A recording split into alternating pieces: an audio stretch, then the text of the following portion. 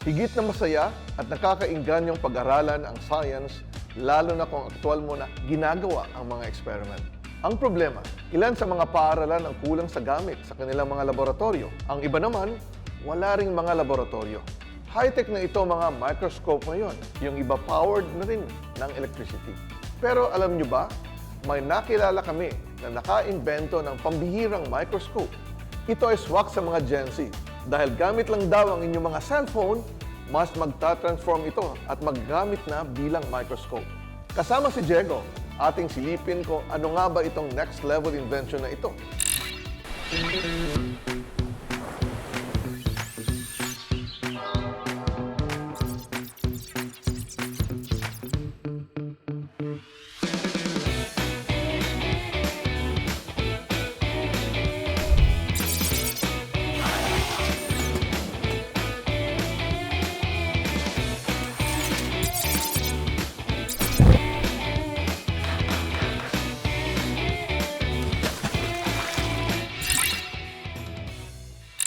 It's always fun and exciting to study science, lalo na when we get to do experiments sa mga laboratory. Speaking of laboratories, what's a laboratory without a microscope? Diba? It's helpful, lalo na sa mga students na med-related ang courses, o di kaya ay sa mga estudyanteng mahilig sa science at nag-e-enjoy ang mga activities sa lab. Ang problema nga lang, hindi lahat ng paaralan ay may kumpletong gamit sa mga lab. Pricey rin kasi ang mga ito.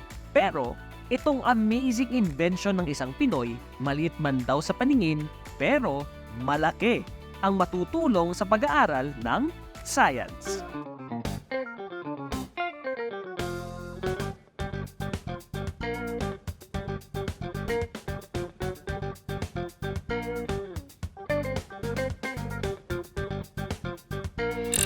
What is up? This is Diego with a J.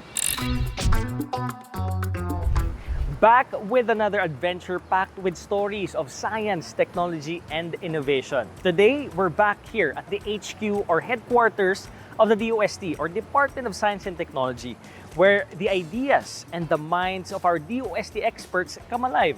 Today, meron tayong panibagong project na i-unravel, matututunan at makikita. So pupuntahan natin yung DOST expert natin para matutunan kung ano nga ba yung project na to. Tara!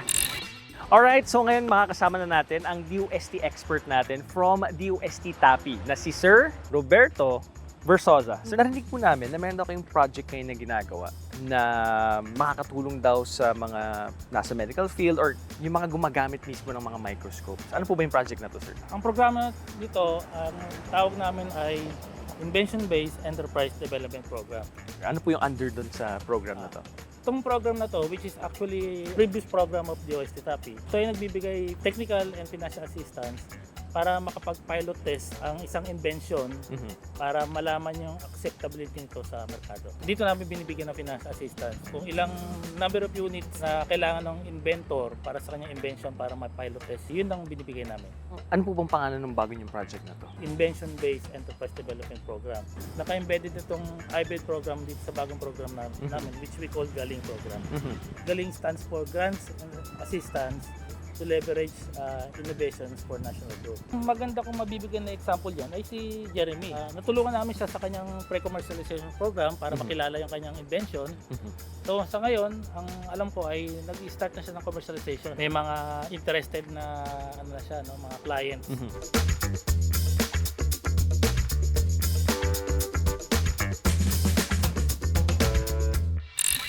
Alright, ngayon kasama na natin ang mismong nag-imbento ng microscope. Isa siyang engineer. Makakasama natin ngayon si Engineer Jeremy De Leon. Saan sir nagsimula yung curiosity niyo or interest? Nung bata pa lang ako, very curious na ako eh. Very parang inclined ako sa science.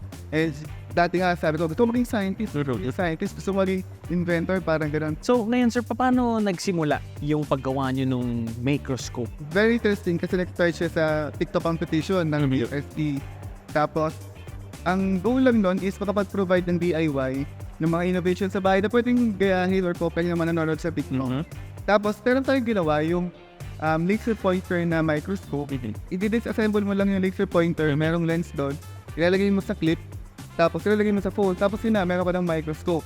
Yun yung naging champion nung and innovation competition. Yung buong cash prize, 25,000 pesos. Bumuo tayo ng isang prototype. Isa lang yung nagawa natin.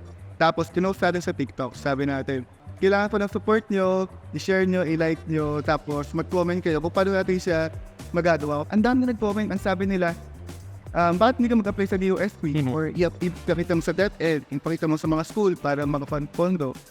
Eh, yun yung ginawa natin. Sinunod natin yung mga suggestions nila, tapos nag-apply ngayon tayo sa DOST TAPI. Nagulat ako kasi parang meron pa ng ganito kaya isa na pwedeng support sa mga inventors sa katulad ko. Tapos una, yung IP protection, yun na i-handle nila yan, i-assist ka nila free of cost, free of charge. Tapos pangalawa, yung pilot testing sa market validation. Kasama din yan, sir. Kung gusto mo makita yung idea mo, yung prototype mo, initially matry ng market, sila magpupunto. Saka sir, syempre kung may in-invent kayo, ang gusto natin, magamit siya ng mas maraming tao. Yes, buzzer. And syempre, kagaya na sabi nyo, may expenses din yun para magawa natin ang mga pag-produce at magamit din siya. And sir, kanina pa natin pinag-uusapan tong microscope. Curious na ako kasi sir, gusto ko makita paano ba siya ginagamit. Ano yung itsura niya? Sir, meron ba kayong sample dyan? Meron ko dala sample dito. Alright, sir, tara.